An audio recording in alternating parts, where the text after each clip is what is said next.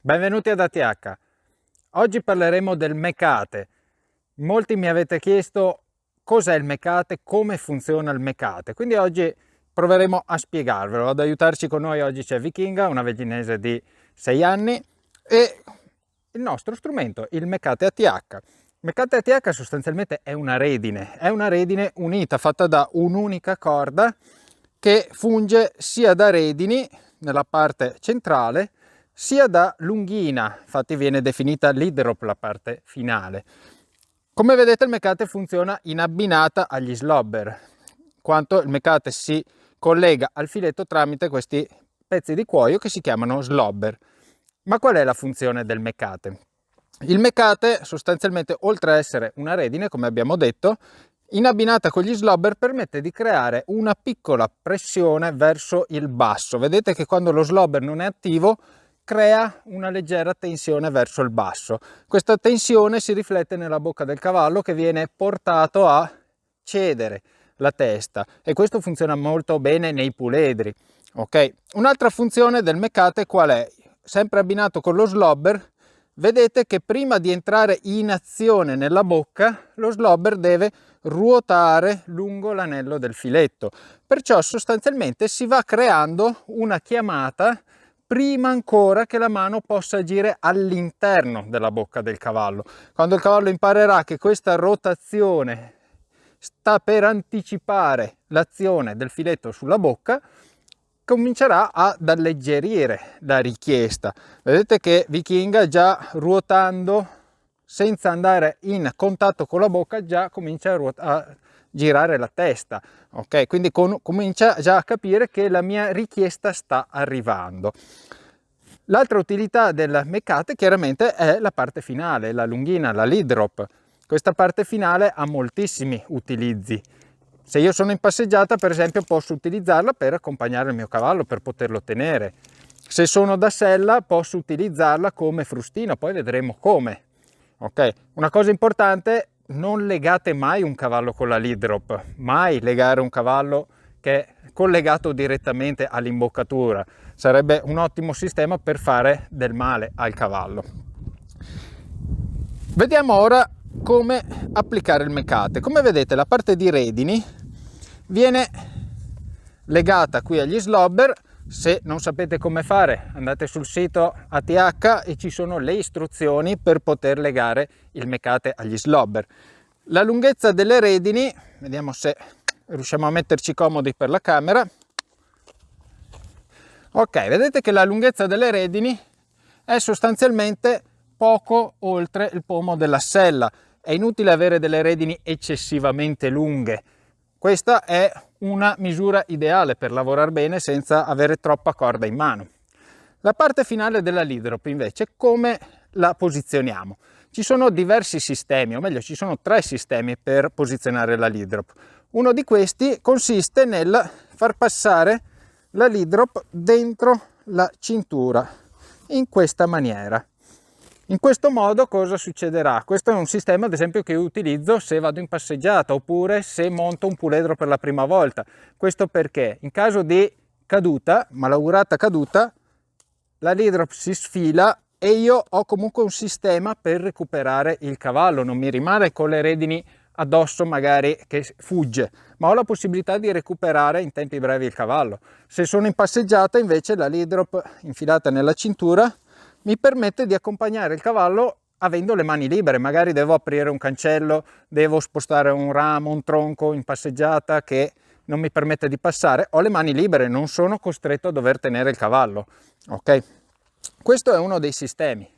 Un altro sistema che possiamo utilizzare, se abbiamo i cordini sulla sella, come in questo caso, raggruppiamo il nostro mecate in asole in questa maniera e lo leghiamo, vedete qui, con questi cordini. Facciamo bene attenzione che la lead drop non superi la lunghezza della spalla, altrimenti c'è il rischio che il cavallo metta la gamba dentro, ok? Quindi la lunghezza della lead drop sostanzialmente è più o meno la stessa lunghezza delle redini che abbiamo calcolato sul pommel.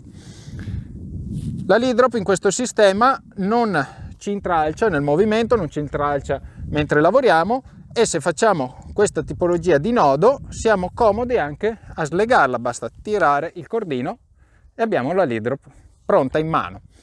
Il terzo sistema, che è quello che io utilizzo più frequentemente, invece prevede di legare la lead drop sul pomo della sella. Come facciamo? Passiamo sotto le redini, ok? Calcolo di non superare la spalla, come abbiamo detto prima, faccio una torsione della lead drop, poi prendo la parte finale e ne faccio un'altra e stringo. In questa maniera vedete che la lead drop non si può muovere. La parte finale, chiaramente se è troppo lunga che mi arriva a toccare a terra, non farò altro che fare un altro giro, ok? In questo caso invece la lunghezza è adeguata. Questa parte finale io la posso usare una volta che sono in sella poi come frustino, ok? Quindi ho necessità di aumentare la pressione, il cavallo non mi risponde alla gamba, ho bisogno di più impulso, posso utilizzare la lead drop, ok? Ma vediamo adesso bene in sella come funziona il mecate, qual è il suo utilizzo. Saliamo su Vichinga.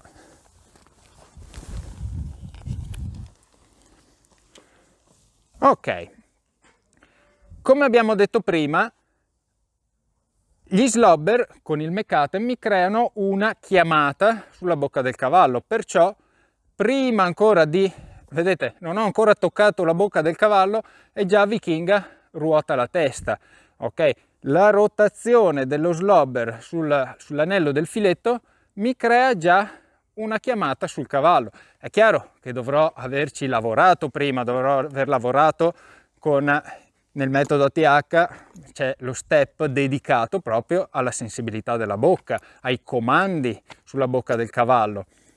Però quando il cavallo capisce che prima di essere tirato c'è una chiamata, chiaramente sarà portato ad ascoltare quella chiamata piuttosto che essere tirato. E questo sicuramente è uno dei primi vantaggi del mecate. L'altra funzione del mecate è il fatto, come dicevo, che questo leggero peso costante, vedete, porta il cavallo a cedere naturalmente con l'incollatura. Non devo essere io costantemente a richiamarlo ad abbassare, ma se lascio le redini lunghe, il peso stesso di slobber e mecate porta il cavallo alla cessione dell'incollatura. L'altra funzione, come dicevo, se io ho necessità di maggior spinta, utilizzo la parte finale del mecate, quindi la lead drop. Come devo utilizzare questo frustino? Ipotizziamo che io stia andando a mano sinistra e ho bisogno di maggior spinta, terrò le redini con la mano sinistra in modo da poter gestire il naso del cavallo, con la mano destra prendo la lead drop e vado a colpire sulla parte esterna del cavallo, ok? Vichinga è una cavalla molto sensibile, pur essendo una vegllinese, è una cavalla molto sensibile, per cui avete visto che già il movimento della lead drop le ricorda di dover rispondere alle pressioni. Per quale motivo la pressione la mettiamo sulla parte esterna? Perché dobbiamo spingere il cavallo verso la direzione in cui dobbiamo andare, ok? Se io dovessi invece spostare la spalla verso sinistra, la mia lead drop agirà sulla spalla destra, perché mi spinge il cavallo nella direzione, quindi da qui mi porterà la pressione verso sinistra, ok? Quindi devo sempre utilizzare la lead drop pensando alla direzione che io poi prenderò. Questo per quanto riguarda il mecate sostanzialmente è tutto, è uno strumento molto comodo, molto utile nell'addestramento. Da quando io l'ho conosciuto l'ho applicato costantemente sia nella preparazione dei puledri sia nella risoluzione di cavalli problematici.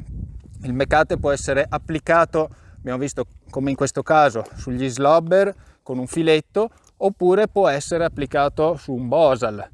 La funzione è la medesima, quindi potete scegliere l'uno o l'altro modello. Il diametro va a sensazione, io preferisco questo diametro 14 perché ho più contatto con la bocca del cavallo, la sento meglio. Il diametro 12 invece è un diametro che preferisco utilizzare su cavalli già più preparati, molto più fini di bocca, ma quelle poi sono sensazioni personali. Quindi per il Mecate sostanzialmente per noi è tutto. Noi ci vediamo al prossimo video. Un saluto da me e da Vichinga.